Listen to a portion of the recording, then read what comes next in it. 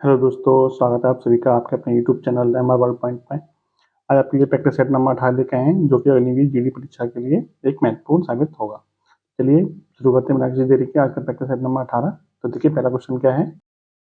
Question दिया है, Vasco D gamma सीधे समुद्री मार्ग द्वारा यूरोप से भारत को प्रथम बार खोजते हुए कालीकट के समुद्र तट पर कब पहुंचा था। इसका राइट आंसर हो जाएगा 18 मई 1498 को। बात करें वास्को डी गामा की, तो वास्को डी गामा भारत कितनी बार आया था। भारत आया था कुल 3 बार भारत आया था। ये कुल 3 बार भारत आया था।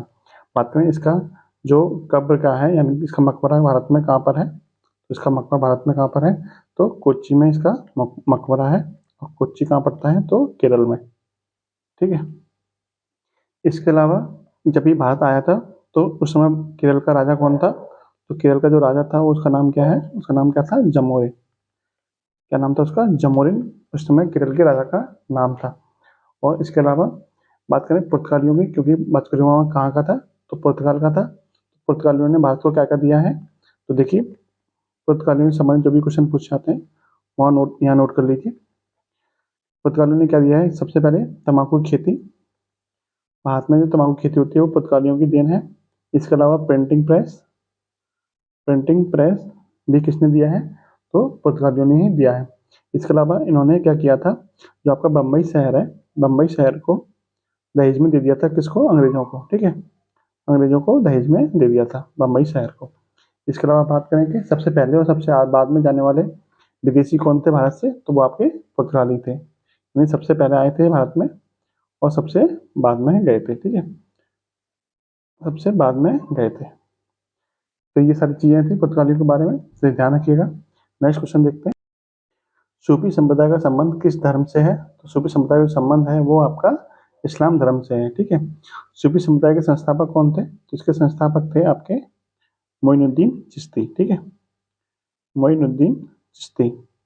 बात करें इनकी दरगाह कहाँ पे है, तो इनकी दरगाह है आपकी अजमेर में। ठीक है, अजमेर में कहाँ पे, राजस्थान में। अजमेर कहाँ पड़ता है, तो आपका राजस्थान में पड़ता है। ठीक है, बात करें मोइनुद्दीन चिश्ती की, तो इनकी दरगाह आपकी हो गई अजमेर में, और इन्होंने एक नया संप्रदाय चलाया था। उस संप्रदाय का नाम क्या है, उस संप्रदाय का नाम था चिश्ती संप्रदाय। चिश्ती संप्रदाय को चलाने वाले व्यक्ति कौन थे, तो वो आपके मोइनुद्दीन चिश्ती थे। ठीक है, ये भी आप ध्यान रखिएगा। अगला क्वेश्चन देखते हैं। अगला क्वेश्चन है कि किस ग्रह को सौंदर्य का देवता कहा जाता है, तो सौंदर्य का देवता किसको कहा जाता है, तो आपका आंसर हो जाएगा आपका शुक्र ग्रह को। शुक्र ग्रह को सौंदर्य का देवता कहा जाता है।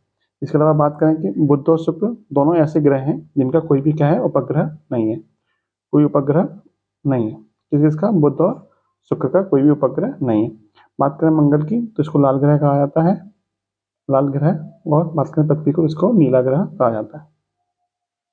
अगला क्वेश्चन देखिए। 15 अगस्त 1947 को रॉयल इंडियन नेवी के कमांडर इन चीफ कौन थे, तो कौन थे, जॉन हॉल थे रॉयल इंडियन नेवी के चीफ। बात करें वर्तमान में इसके चीफ कौन है, तो आर हरि कुमार वर्तमान में कौन है, नेवी के चीफ हैं। और नौसेना दिवस कब मनाया जाता है, तो नौसेना जो दिवस मनाया जाता है वो आपका 4 दिसंबर को मनाया जाता है। 4 दिसंबर को क्या मनाया जाता है, आपका नौसेना दिवस मनाया जाता है। ठीक है, नेक्स्ट क्वेश्चन देखिए। ओडीएफ का विस्तारित रूप क्या है, ओडीएफ का विस्तारित रूप क्या था, ओपन डिफिशिएशन फ्री। ठीक है, यानी ऑप्शन नंबर बी क्या हो जाएगा आपका राइट आंसर। ठीक है, ओडीएफ का मतलब क्या था, खुले में शौच मुक्त, इसको हिंदी में कहते हैं खुले में शौच मुक्त। ये आपका जो प्रोग्राम था वो कब शुरू किया गया था, तो ये आपका देखिए भारत को ओडीएफ मुक्त कब घोषित किया गया था, तो ओडीएफ मुक्त घोषित किया गया था 2 अक्टूबर 2019 को भारत को खुले में शौच मुक्त घोषित किया गया था। और पहला जो कौन सा राज्य था, यानी प्रथम राज्य कौन सा था जिसको ओडीएफ घोषित किया गया था, तो वो था आपका सिक्किम। सिक्किम पहला राज्य था जो खुले में शौच मुक्त था। ठीक है, ये दोनों चीजें ध्यान रखिएगा। नेक्स्ट क्वेश्चन देखते हैं। ऑस्ट्रेलिया की राजधानी क्या है, तो ऑस्ट्रेलिया की राजधानी क्या है, कैनबरा। बात करें ऑस्ट्रेलिया की, तो ऑस्ट्रेलिया आपका विश्व का सबसे छोटा महाद्वीप कौन सा है, तो सबसे छोटा महाद्वीप आपका ऑस्ट्रेलिया ही है। ऑस्ट्रेलिया को और क्या कहते हैं, इसको प्यासी भूमि वाला महाद्वीप भी कहा जाता है, प्यासी भूमि वाला महाद्वीप। ठीक है, कौन सा है, तो आपका ऑस्ट्रेलिया ही है। और सबसे बड़ी बात क्या है इसमें कि आप यहाँ पे क्या पाई जाती है, ग्रेट बैरियर रीफ पाई जाती है, great barrier reef. Great barrier reef, ये क्या है? ये आपकी मूंगा की चट्टान है जो कि समुद्र के अंदर बनी हुई है। ये आपकी जैव विविधता को बनाए रखने के लिए बहुत ज़्यादा इंपॉर्टेंट होती है, तो ये बहुत बड़ी है। तो ये कहाँ पाई जाती है? ये आपकी ऑस्ट्रेलिया में ही पाई जाती है। यदि बात करें ब्रुसेल्स की, ये किसकी राजधानी है? तो ये आपकी बेल्जियम की राजधानी है। और सिडनी एक ऑस्ट्रेलिया का शहर है। इसके अलावा वियना किसकी राजधानी है? तो ये आपकी ऑस्ट्रिया की राजधानी है, ऑस्ट्रिया। ठीक है, ऑस्ट्रेलिया अलग है, ऑस्ट्रिया अलग है। ऑस्ट्रिया की राजधानी क्या है? वियना। ऑस्ट्रेलिया की राजधानी क्या है? तो वो आपकी कैनबरा है। ठीक है।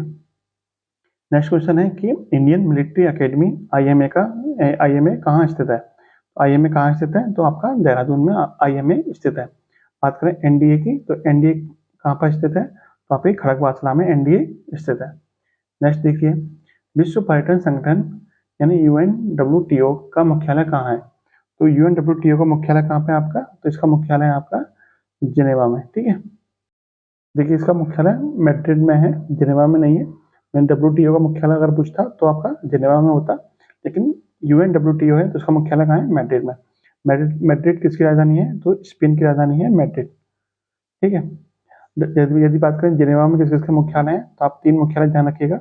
एक तो डब्ल्यूटीओ है, एक डब्ल्यूएचओ है, और आपका आईएलओ है। डब्ल्यूटीओ मतलब विश्व व्यापार संगठन, डब्ल्यूएचओ मतलब विश्व स्वास्थ्य संगठन, और आईएलओ मतलब अंतर्राष्ट्रीय श्रम संगठन। इसका मुख्यालय कहाँ है? तो आपके तीनों के जिनेवा में। इस बात करें बेना में किसका मुख्यालय है? तो ओपेक का मुख्यालय कहाँ है? ओपेक का मुख्यालय आपका बेना में पड़ता है। ठीक है, तो ये सब सारी चीजें ध्यान रखिए। नेक्स्ट देखते हैं, क्वेश्चन है निम्न में से कौन सी रचना आर के नारायण की है? तो द गाइड, मालगुडी डेज और द डार्क रूम, ये सारी की सारी रचना किसकी हैं? आर के नारायण की। इनमें सबसे ज्यादा फेमस कौन सी है? तो मालगुडी डेज सबसे ज्यादा फेमस है। पंडित भीमसेन जोशी एक प्रसिद्ध है, तो भीमसेन जोशी एक कौन है? तो प्रसिद्ध कौन है? वो गायक है। ठीक है, प्रसिद्ध संगीतकार कौन है? तो भीमसेन जोशी है। यदि बात करें इनको भारत रत्न कब मिला था? इनको जो भारत रत्न दिया गया था, भारत रत्न, वो आपका 2008 में दिया गया था। ठीक है, उसके अलावा इनको इनका घराना पूछ लिया जाता है कि इनके ये किस घराने से संबंधित थे। इनका जो घराना था वो था आपका किराना घराना, किराना घराना, यानी इसका संबंध किस घराने से? तो वो किराना घराने से संबंधित है।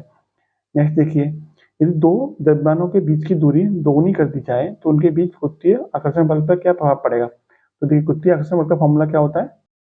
एक फॉर्मूला जो होता है गुरुत्वीय आकर्षण बल का, वो होता है आपका F बराबर जी m1m2 अपॉन में आर स्क्वायर। ठीक है, m1 m2 क्या है? दोनों पिंडों का द्रव्यमान है।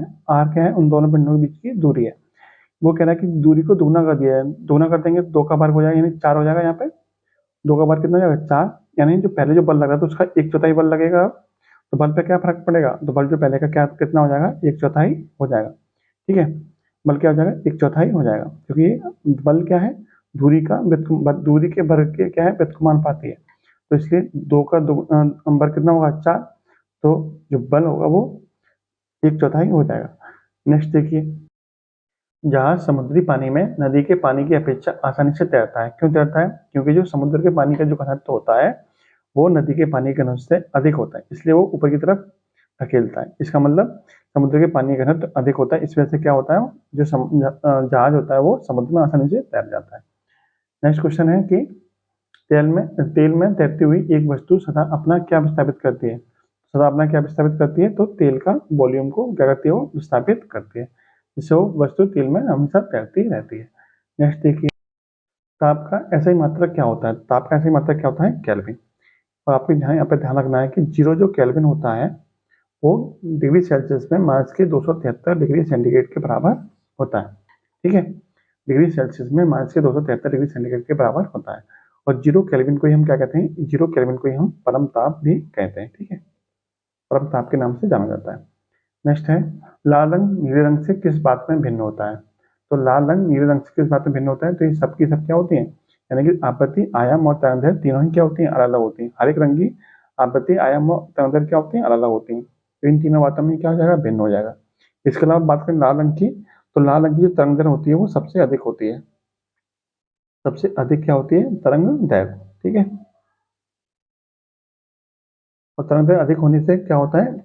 जो लाल रंग होता है वो हमें दूर से ही दिखाई दे जाता है, इसलिए जो खतरे के निशान होते हैं वो लाल रंग के बनाए जाते हैं। ठीक है, नेक्स्ट क्वेश्चन है पॉजिट्रॉन की खोज किसने की थी? तो पॉजिट्रॉन की खोज करने वाले व्यक्ति कौन थे? तो वो आपके एंडरसन थे, ठीक है। और थॉमसन ने किसकी खोज की थी? तो थॉमसन ने खोज की थी इलेक्ट्रॉन की, याद करता हूँ इलेक्ट्रॉन, ठीक है। और रदरफोर्ड ने किसकी खोज की थी? तो प्रोटॉन की। और चैडविक ने किसकी खोज की थी? तो न्यूट्रॉन की, ठीक है। Electron, proton, neutron. और एंडरसन ने किसकी खोज की थी? तो पॉजिट्रॉन ने खोज की थी।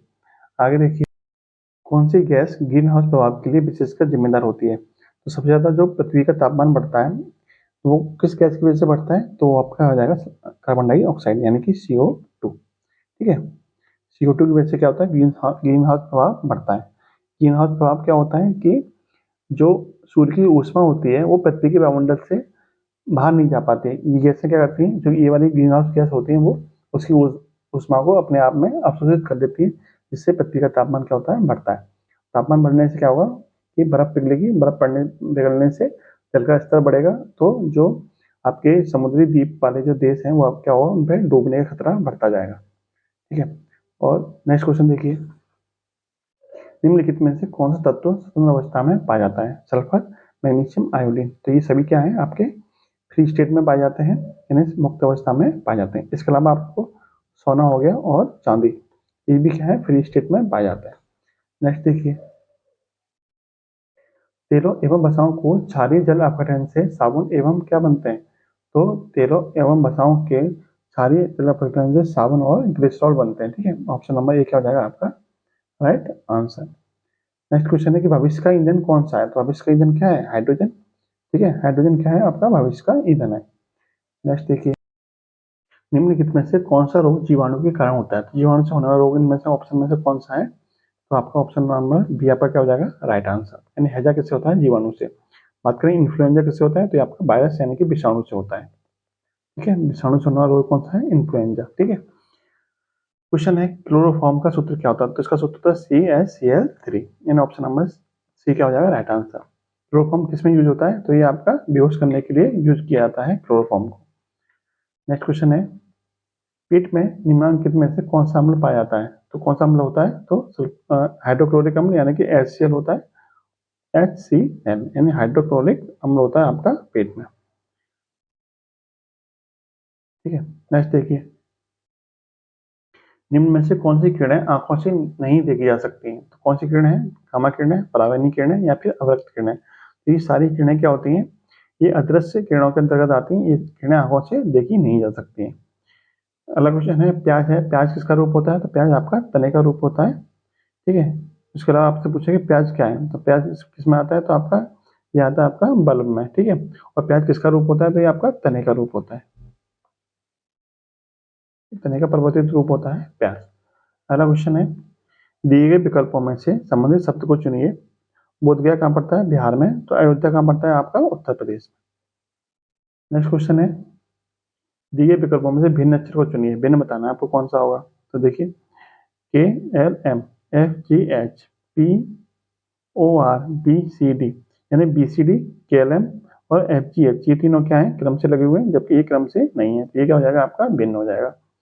नेक्स्ट क्वेश्चन है कि नीचे दी गई श्रृंखला में कौन सा पद गलत है? इनमें से गलत पद को बताना है। क्वेश्चन देख लीजिए और इस क्वेश्चन का आंसर आपको कमेंट बॉक्स में बताना है, इसका राइट आंसर क्या होगा। नेक्स्ट क्वेश्चन देखते हैं, यदि Q का पति P है तथा S एवं Q की माता कौन है? R है, तो R तथा P का क्या संबंध होगा? तो देखिए, इसको अच्छी तरह से समझ लीजिए। देखिए, आपको बोला कि यदि Q का पति कौन है? Q का पति P है। तो देखिए, ये आपका Q हो गया, उसका पति कौन है? P है। यानी जेंडर मेल को प्लस से दर्शाते हैं और फीमेल को माइनस से दर्शाते हैं। यानी Q का पति कौन हो गया? तो Q का पति हो गया आपका P। अब आपसे कह रहा है कि S एवं Q की माता कौन है? R। तो S इसका भाई होगा या बहन होगा, इसका कोई जेंडर क्लियर नहीं है। तो इसकी जो माता है वो कौन है? तो वो आपकी R है। तो R का जेंडर क्लियर है, क्योंकि माता है तो माइनस हो जाएगा, यानी कि नेगेटिव दिखाएगा। अब आपसे पूछा कि R P की कौन लगती है? तो देखिए, Q कौन है? P की इसकी पत्नी है। पत्नी की माँ कौन होती है? पत्नी की माँ कौन होती है? सास होती है। तो आर पी की कौन लगेगी? तो आर पी की सास लगेगी, यानी ऑप्शन नंबर डी क्या हो जाएगा आपका राइट आंसर। अगला क्वेश्चन है कि ऊटी को 4 से, शिमला को 6 से, तो इसको इस तरह से, तो नैनीताल को क्या लिखा जाएगा? तो देखिए, ऊटी में कितने वर्ड हैं? 1 2 3 4, तो यहाँ 4 आया है। यहाँ पे 1 2 3 4 5 6, तो यहाँ 6 आया है, यहाँ 10 है तो यहाँ 10 आया है। उसी पर हमको गिन लेना है कि नैनीताल में कितने लेटर हैं। इसमें कितने लेटर हैं, तो 1 2 3 4 5 6 7 8, 8 लेटर है, इसका आंसर कितना हो जाएगा, 8 हो जाएगा। नेक्स्ट क्वेश्चन है, 3 अंकों की सबसे बड़ी संख्या कौन सी होती है, तो 3 अंकों की सबसे बड़ी संख्या होती है 999, यानी कि ऑप्शन नंबर ए क्या हो जाएगा, राइट आंसर। नेक्स्ट देखिए, ये क्वेश्चन दिया है, इसको सॉल्व करना है। मैंने यहाँ पे लिख लिया है, इसको सॉल्व कैसे करेंगे, तो देखिए एक में से जब हम 0.01 घटाएंगे तो हमारा आंसर कितना आएगा, तो हमारा आंसर आएगा 0.99, ठीक है। अब इसमें हमें गुणा किसका करना है, तो इसमें गुणा करना है हमें 0.01 का। तो जब हम इसमें गुणा करेंगे तो हमारा जो आंसर आएगा वो कितने, हमें हमारे जो आंसर में जो पॉइंट आएगा वो कितने अंकों के बाद आएगा, 2 यहाँ पे है 2 यहाँ पे है, तो 4 अंकों के बाद आंसर आएगा 99 गुणा हम 1 में करेंगे तो 99 ही आएगा। और हमारा जो पॉइंट लगेगा वो 4 अंकों के बाद लगेगा दाईं तरफ से, तो 1 2 3 4 और पॉइंट लग जाएगा और आगे आ जाएगा 0। इन दोनों गुणा करने पर कितना आंसर आएगा, 0.0099, यानी कि ऑप्शन नंबर सी क्या हो जाएगा आपका राइट आंसर। नेक्स्ट क्वेश्चन है, यदि x प्लस 1/x बराबर a है तो x cube plus 1/x cube बराबर कितना होगा। इसका डायरेक्ट फॉर्मूला होता है a क्यूब माइनस के 3a, ठीक है, a क्यूब माइनस के 3a। यहाँ पे प्लस है तो माइनस आ जाएगा यहाँ पे, और यहाँ माइनस होता तो यहाँ पे क्या जाता, प्लस आ जाता। जैसे आपसे पूछा जाए कि x माइनस 1/x बराबर a दे रखा है, तो x क्यूब माइनस के 1/x क्यूब बराबर कितना आएगा, तो a क्यूब प्लस के 3 हो जाएगा। इस क्वेश्चन का राइट आंसर कितना जाएगा, B, option number B. Next question है, आयत की परिमिति कितनी होती है, परिमिति मतलब परिमाप कितनी होती है, तो मैंने आपको बताया था कितनी होती है, 2 गुणा लंबाई प्लस चौड़ाई, यानी ऑप्शन नंबर बी क्या हो जाएगा राइट आंसर। नेक्स्ट देखिए, एक घन मीटर में कितने घन सेंटीमीटर होते हैं, तो देखिए कैसे निकालेंगे। आपको पता है कि 1 मीटर में कितने सेंटीमीटर होते हैं, तो 1 मीटर में होते हैं 100 सेंटीमीटर, ठीक है। आपसे पूछा है एक घन मीटर में, एक घन मीटर कब बनेगा, जब हम 1 का गुणा 3 बार करेंगे, यानी 1 गुणा 1 गुणा 1, ठीक है। तो हमें घन सेंटीमीटर बनाना है, तो हम इधर भी क्या करेंगे, 3 बार गुणा करेंगे, यानी कि 100 गुणा 100 गुणा 100। तो यहाँ पर क्या बन जाएगा, 1 घन मीटर, ये बन जाएगा आपका एक, सॉरी ये कितना हो जाएगा, 1 के पीछे कितने जीरो आएंगे, 2 और 2 4 और 2 6, यानी 1 के पीछे 6 जीरो, ये बन जाएगा घन सेंटीमीटर। इसका मतलब 1 घन मीटर बराबर कितने घन सेंटीमीटर होते हैं, तो ये आपका 10 लाख घन सेंटीमीटर होते हैं, यानी ऑप्शन नंबर कौन सही हो जाएगा आपका, ऑप्शन नंबर डी क्या हो जाएगा आपका राइट आंसर। नेक्स्ट देखिए, सेक 90 माइनस थीटा किसके बराबर होता है, तो सेक 90 माइनस थीटा होता है आपका कोसेक थीटा के, ठीक है। ऑप्शन नंबर बी क्या हो जाएगा आपका राइट आंसर। अब आपको इसको जोड़ना है और इसको घटा के आपको आंसर बताना है, कमेंट आंसर कमेंट बॉक्स में, ठीक है। ये आपका सिंपल सवाल है, इस सबको जोड़ लीजिए और इसको घटा दीजिए, तो आपको आंसर बताना है कि आपका राइट आंसर क्या होगा।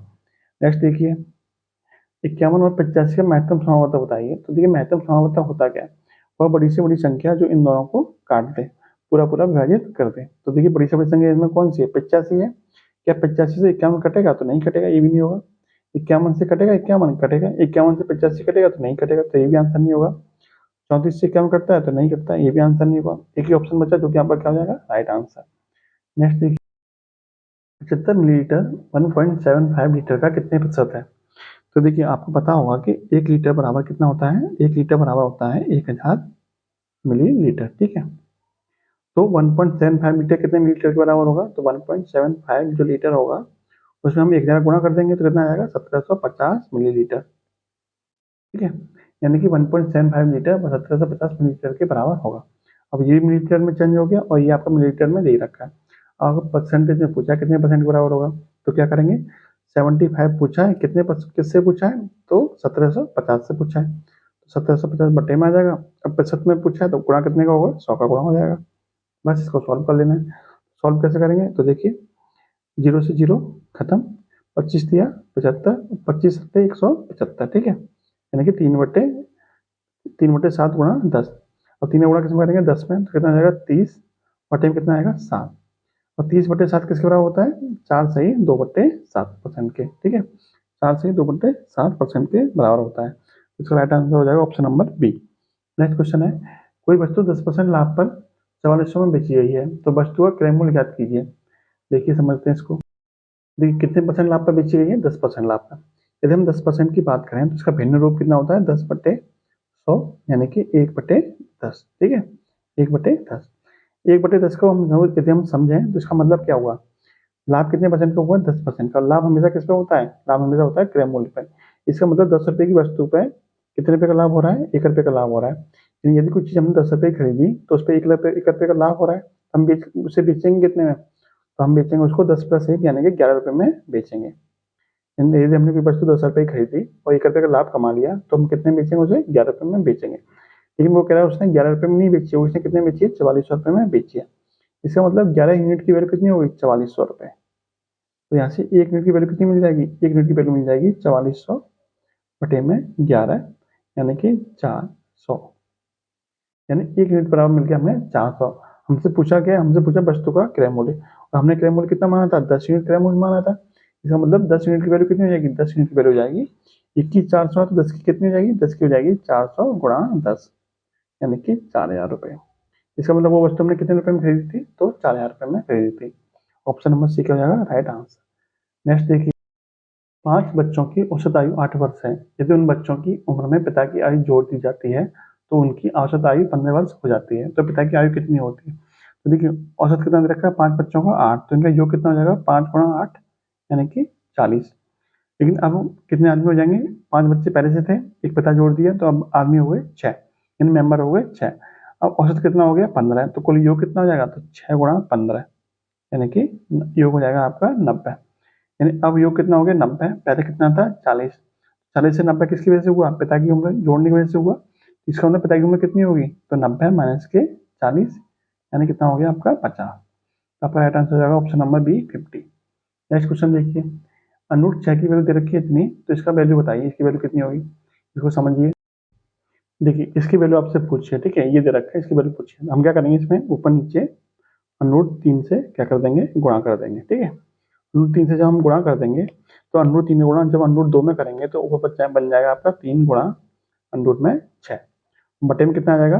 2 गुणा, जब अनुरूप 3 गुणा अनुरूप 3 में करेंगे तो अनुरूप हट जाएगा, तो नीचे कितना बचेगा? 3।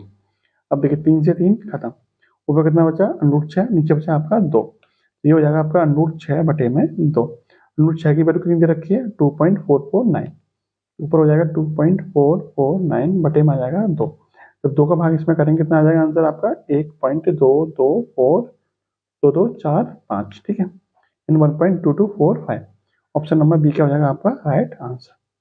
नेक्स्ट देखिए, एक व्यक्ति अपने मित्र से 400 रुपये उधार लेता है।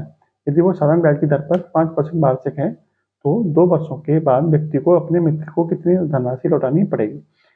कितनी धनराशि लौटानी पड़ेगी? इसका मतलब ये हुआ कि उसने 400 रुपये तो लिए थे, उसके अलावा उस पर कितने रुपए की ब्याज लगी, ब्याज और जो इतना मूलधन लिया था दोनों को मिलाकर कितने रुपए लौटाने पड़ेंगे। तो हमें निकालना क्या पड़ेगा? इसके लिए साधारण ब्याज निकालना पड़ेगा। तो साधारण ब्याज कैसे निकालते हैं? तो ब्याज बराबर क्या होता है? ब्याज बराबर होता है मूलधन गुणा दर गुणा समय बट्टे 100। तो मूलधन कितना है हमारा? 400, दर कितनी है हमारी? 5, समय कितना है? 2 वर्ष, बटे में कितना आ जाएगा? 100। तो 2 जीरो से 2 जीरो खत्म, 4 पंजे 30 दूनी 40। हमें कितने रुपए ब्याज देनी पड़ेगी? 40 रुपये ब्याज देनी पड़ेगी। और हमने लिए कितने थे? 400 रुपये लिए थे, तो कुल मिलाकर हमें कितने रुपए लौटाने पड़ेंगे? 400 प्लस के 40, यानी ये कितना हो जाएगा? 440। ऑप्शन नंबर डी क्या हो जाएगा आपका? Right answer. नेक्स्ट देखिए, ये आपका अनुपात वाला सवाल दे रखा है। तो देखिए, सी अनुपात ए पूछा है कितना होगा। तो देखिए क्या सॉल्व करते हैं। जैसे आपके ए बी और सी 3 एलिमेंट दे रखे हैं, तो तीनों को लिख लीजिए। ए लिख लीजिए, यहाँ पे बी लिख लीजिए, यहाँ पे सी लिख लीजिए। ए और बी का अनुपात कितना दे रखा है? 2:3। यहाँ पे 2 लिखिए, यहाँ पे 3 लिखिए। बी और सी कितना दे रखा है? 4:5, तो यहाँ 4 लिखिए और यहाँ पे लिखिए 5, ठीक है। यहाँ पर क्या दे रखा है? अनुपात दे रखा है। अब देखिए, 3 के आगे कुछ जगह खाली है तो यहाँ पे 3 लिख दीजिए, 4 के आगे जगह खाली तो यहाँ पे 4 लिख दीजिए। अब क्या करिए? आपस में इनको गुणा कर दीजिए। 4 दूनी 8, 3 चौक 12, 3 पंजे 15, ठीक है। यानी ये क्या आ गया आपका? ए अनुपात बी अनुपात सी निकल के आ गया, ठीक है। लेकिन आपसे पूछा क्या? लेकिन आपसे पूछा है कि सी अनुपात ए कितना होगा? सी अनुपात ए कितना होगा? देखिए, सी की वैल्यू कितनी है? सी की वैल्यू है 15 और ए की वैल्यू कितनी है? 8। तो सी अनुपात ए कितना मिल जाएगा? 15:8, यानी कि ऑप्शन नंबर बी क्या हो जाएगा? Right answer. आज का लास्ट क्वेश्चन है। तो देखिए, लास्ट क्वेश्चन से पहले यदि वीडियो आपको अच्छी लगी हो तो लाइक भी कीजिए और चैनल को सब्सक्राइब नहीं किया सब्सक्राइब कर लीजिए। क्वेश्चन है कि एक रेलगाड़ी की लंबाई कितनी है? 200 मीटर है। यदि रेलगाड़ी की चाल 30 किलोमीटर प्रति घंटा हो तो कितने समय में वह बिजली के खंभे को पार कर जाएगी? तो देखिए, जब भी रेलगाड़ी किसी खंभे को पार करती है, जब भी रेलगाड़ी किसी खंभे को पार करती है तो उसे पार करने के लिए उसे अपनी लंबाई के बराबर दूरी को कवर करना पड़ता है। यानी जब रेलगाड़ी यहाँ से कहाँ पहुंचेगी, आगे पहुंचेगी, यानी ये वाला सिरा जब इसको पार कर देगा तब हम मानते हैं कि वो खंभे को उसने पार कर दिया। तो खंभा हो या फिर कोई व्यक्ति हो या फिर लाइट हो या कुछ भी हो, ठीक है, मतलब जो जिसकी लंबाई क्या हो, ट्रेन के सामने नगण्य हो, एक तरह के बहुत कम हो, तो उस कंडीशन में क्या करते हैं, उस कंडीशन में ट्रेन अपनी लंबाई के बराबर दूरी तय करती है उसे पार करने के लिए। तो यहाँ पे एक बिजली का खंभा दे रखा है, तो उसे पार करने के लिए उसे अपनी लंबाई के बराबर दूरी चलनी होगी। इसकी यानी कि उसको 200 मीटर की दूरी कवर करनी पड़ेगी उसको पार करने के लिए। तो देखिए कितना समय लगेगी, समय बराबर क्या होता है, समय बराबर होता है दूरी बट्टे चाल। दूरी कितनी है 200 मीटर, और चाल कितनी दे रखी है आपको 30 किलोमीटर प्रति घंटा। तो समय किसमें दे रखा है, सेकंड में, दूरी दे रखी है मीटर में, तो चाल को हम किसमें चेंज कर लेंगे, चाल को हम चेंज कर लेंगे मीटर प्रति सेकंड में, यानी कि 30 गुणा 5/18, ठीक है। ये किसके बराबर है, समय, यानी कि टी बराबर समय बराबर दूरी बट्टे चाल। चाल हमारी किलोमीटर प्रति घंटा में दे रखी थी, हमने मीटर प्रति सेकंड में चेंज कर ली। अब इसको सॉल्व कर लीजिए, 6 से कटेगा 3 बार, 6 से कटेगा आपका 5 बार, ठीक है। 3 बटे में ऊपर जाएगा तो ये हो जाएगा आपका 200 गुणा 3 बटे में कितना आ जाएगा 5 गुणा 5, यानी कि 25। 25 अट्ठे 200 और 8 तिया 24, तो आपका राइट आंसर कितना आ जाएगा 24 सेकंड। ऑप्शन नंबर बी क्या हो जाएगा राइट आंसर। वीडियो आपको कैसी लगी जरूर बताइएगा। जय हिंद, जय भारत।